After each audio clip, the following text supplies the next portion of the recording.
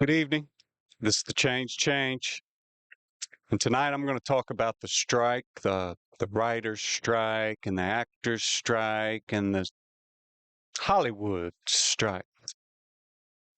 And my feelings, and I'll go to an article from Breitbart. They talked to a man who's been in the industry for years about this strike and how it comes at a bad time. And I'll tell you why I think it's going to dismantle Hollywood. They're digging their own hole. I'll go to the article and read that because he's a professional. So, you'll take his side of the story, but there's a lot of lip service involved in it.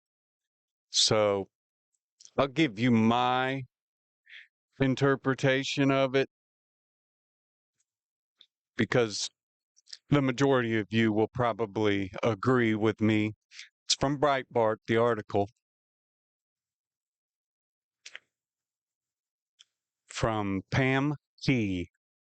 Barry Diller, actor and writer, strikes could lead to Hollywood's absolute collapse. I'm not going to play the video just because I'm not listening to the dude talk for 10 minutes or however long the video is.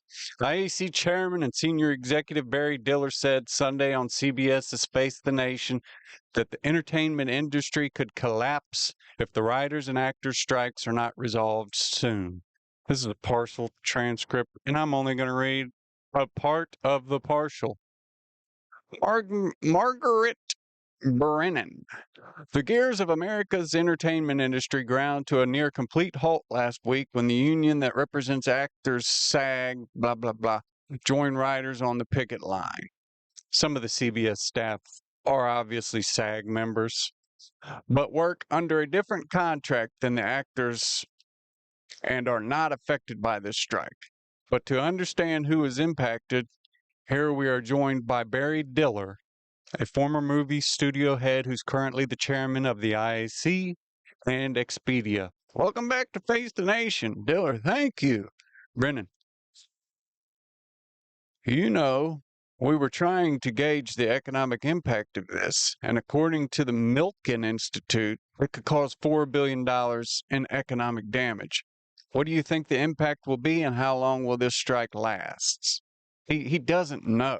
This is what he says. Well, the problem with this particular, all strikes get settled. The issue for this one is when. Because you have almost a perfect storm here, which is you had COVID, which sent people home to watch streaming and television and killed theaters. You've had the results of huge investments in streaming, which have produced all these losses for all these companies who are now kind of retrenching. So at this moment, this kind of perfect storm, it's okay if it gets settled in the next month, but I'll post it. What happens if it doesn't? And there doesn't seem to be enough trust and energy to get it settled soon. What will happen is, if in fact it doesn't get settled until Christmas or so, then next year, there's not going to be many programs for anybody to watch. So you're going to see subscriptions get pulled, which is going to reduce the revenue of all these movie companies, television companies, the result of which that there will be no programs. And at just the time strike is settled that you want to get back up, there won't be enough money. So this actually will have devastating effects if it is not settled soon. And the problem with settlement in this case is there's no trust between the parties. There are existential issues. Obviously, AI, which I think is just overhyped to death in terms of the worries that there is, and the writers are going to be replaced rather than assisted, which is that I think will happen. So, but there's no trust. You have the actors union saying, how dare these 10 people who run these companies earn all this money and won't pay us? It's all about money. Well, if you look at it on the other side, the top 10 actors get paid more than the top 10 executives. I'm not saying either is right. Actually, everybody's probably overpaid at the top end. The one idea I had to say, as a good faith measure, both the executives and the most paid actors should take 25% pay cut to try to narrow the difference between those who get highly paid and those that don't. See, that's the gist of the article. I'm not going to read every word he has to say or every part of the transcript because you get what he's saying. It's obviously a perfect storm. Obviously. But they've asked for this. You've got all this ESG stuff. Remember the pre-COVID days? We all do. Seemed like there was good movies. The Marvel Cinematic Universe was tearing it up. I was all in on the MCU. Personally, I love all the movies. Still love the movies. There's crappy ones here and there. But for the most part, I enjoy what they're putting out. I enjoy what they're doing. The Disney Plus shows are a little wishy-washy. But the problem is the woke agenda.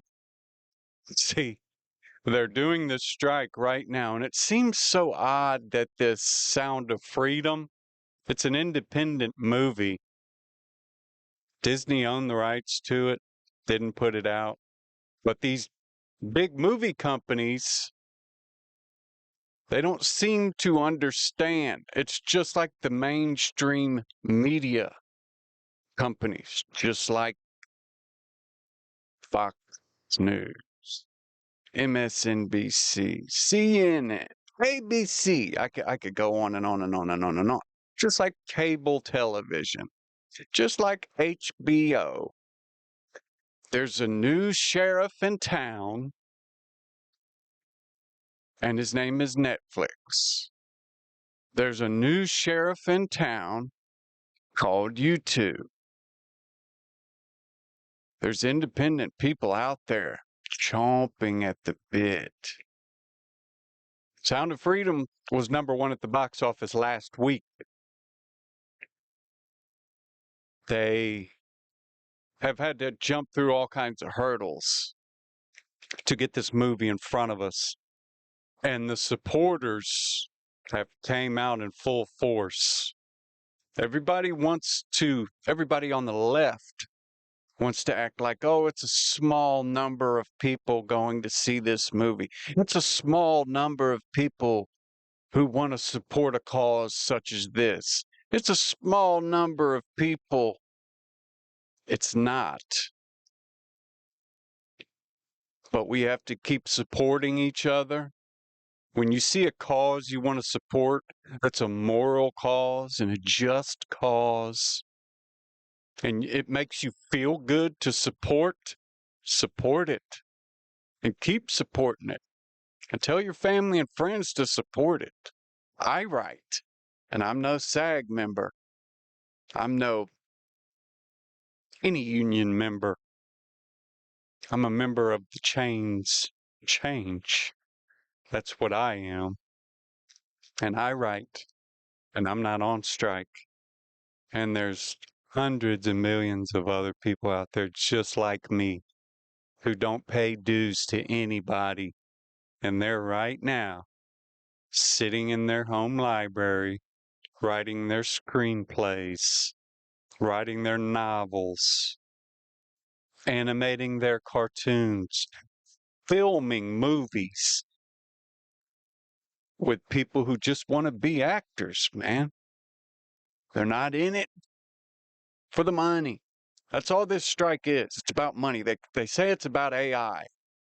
And AI is kind of cheesy. If you put in a computer in AI and say, write me a script as if I were Quentin Tarantino, it will write that script. And then all you have to do is rewrite it. Oh, it said this word. I'll take that word out and put in my own spin on it. It is cheap and cheesy, but they say the strike is for that reason. When in reality, it's for money, man. Everything's always about money and power. We all know this. We all know it. We all see it. And it's tiresome, man. It's tiresome. The wealthiest, most powerful people on earth, guess what? They want more money. Support causes that mean something to you. Because I guarantee you, if they mean something to you and they make your heart feel good, I guarantee you they make other people's hearts feel well as well. This has been the Change. Follow me, share my videos. Nobody ever shares these videos I post. Share my video, comment. If you disagree with me, tell me why. And tonight I am the sickened healer. Thank you.